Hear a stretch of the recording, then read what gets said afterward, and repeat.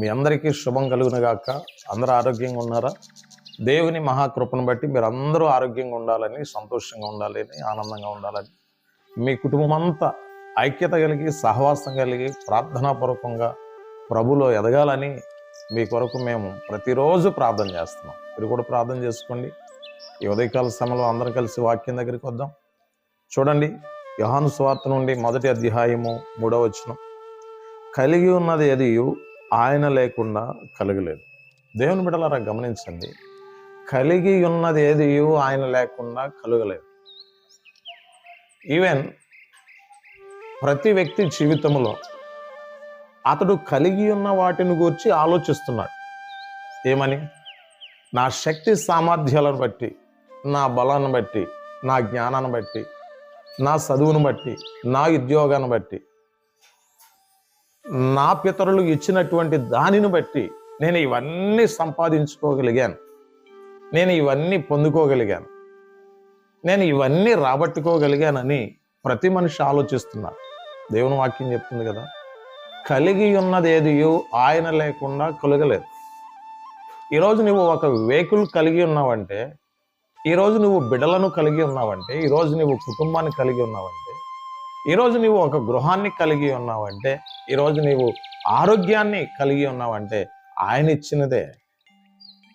దేవుని బిడ్డలారా చాలా మంది ఆలోచిస్తున్నారు, ఈ సృష్టిలో ఉన్నవన్నీ ఎలా కలిగినాయి అని ఆలోచిస్తున్నారు. ఎలా కలిగింది ఈ సృష్టి? ఈ చెట్లు ఎలా పెరిగినాయి? ఈ వృక్షాలు ఎలా పెరిగినాయి? ఈ చతుస్పాద జంతువులు ఎక్కడి నుంచి వచ్చినాయి? ఈ జంతువులు ఎక్కడి నుంచి వచ్చినాయి?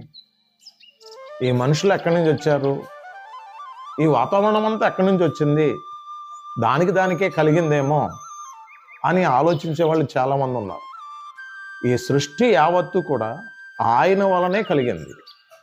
భూమి కానివ్వండి, ఆకాశము కానివ్వండి, భూమిపైన ఉన్న వృక్షాలు కానివ్వండి, భూమిపైన ఉన్న చతుస్పాద పురుగులు కానివ్వండి, ప్రతి జీవరాశి, ప్రతి మానవుడు కూడా ఆయన వలనే కలిగి ఉన్నాడన్న సంగతి నీవు గమనించాలి.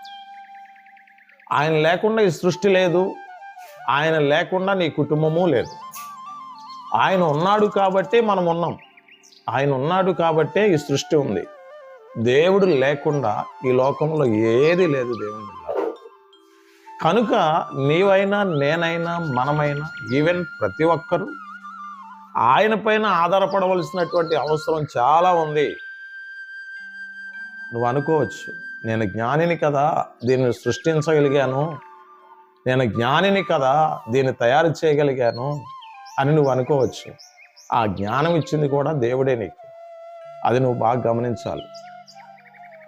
ఈ లోకంలో ఎంత జనరల్ నాలెడ్జ్ కలిగినటువంటి మనుషులైనా కానీ, దేవుని బిడ్డలారా,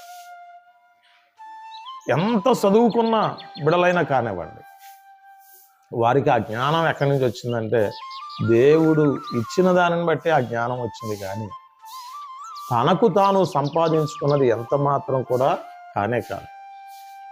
ఆయన లేకుండా ఏది లేదని దేవుని వాక్యం అంటుంది. ఈరోజు నువ్వు నమ్మాలి కంప్లీట్గా, ఆయన నా కుటుంబంలో ఉన్నాడు కనుక నా కుటుంబ అవసరతలన్నీ తీరుతున్నాయి, ఆయన నా బిడ్డల జీవితంలో ఉన్నాడు కనుక ప్రతి అవసరత తీరుతుంది అని నువ్వు నమ్మాలి.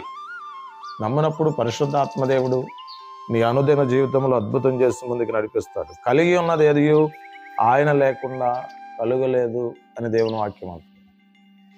ఈ సృష్టి కానివ్వండి, మానవుడే కానివ్వండి, మన కుటుంబాలే కానివ్వండి, ఇవన్నీ కూడా ఎవరి ద్వారా కలిగాయంటే ప్రభువైన యేసుక్రీస్తు ద్వారానే అన్న సంగతి నువ్వు మర్చిపోకు. అటువంటి విషయాన్ని కూడా అనేకులకు తెలియపరచు. ఖచ్చితంగా నిన్ను, నీ కుటుంబాన్ని ప్రభు ఆశీర్వదిస్తాడు. God bless you. ప్రార్థన చేసుకున్నాం. మహాపరిశుద్ధుడైన తండ్రి, మీకు స్తోత్రాలు, వందనాలు నాయన. కలిగి ఉన్నది ఏది ఆయన లేకుండా కలుగలేదు అని నీ వాక్యం చెప్తా ఉంది. నీవున్నావు కాబట్టే ఈ సమస్తము సృష్టి యావత్తు కూడా నిర్మించబడింది. నీవున్నావు కాబట్టే మా కుటుంబాలు ఉన్నాయి నాయన. నీవున్నావు కాబట్టే మేము ఆరోగ్యంగా ఉండగలిగాం. నీవిచ్చినవే ఇవన్నీ తండ్రి. అందుని బట్టి మీకు స్తోత్రాలు. ఎవరు గర్వించడానికి తగదు అని నీ వాక్యం చెప్తావు, ఎవరు భ్రమించడానికి తగదు అని నీ వాక్యం చెప్తావు. దేవా, నీ సన్నిధి ప్రతి ఒక్కరితో ఉంచండి. ఈ ఉదయకాల సమయంలో ఎంతమంది అయితే ఈ వాక్యాన్ని వీక్షిస్తున్నారో, వింటున్నారో, వారిని, వారి కుటుంబాలను పవిత్రపరిచి, బలపరిచి, అభిషేకించి నడిపించమని యేసు నామములో ప్రార్థిస్తున్నాం తండ్రి. Amen. God bless you all. Praise the lord.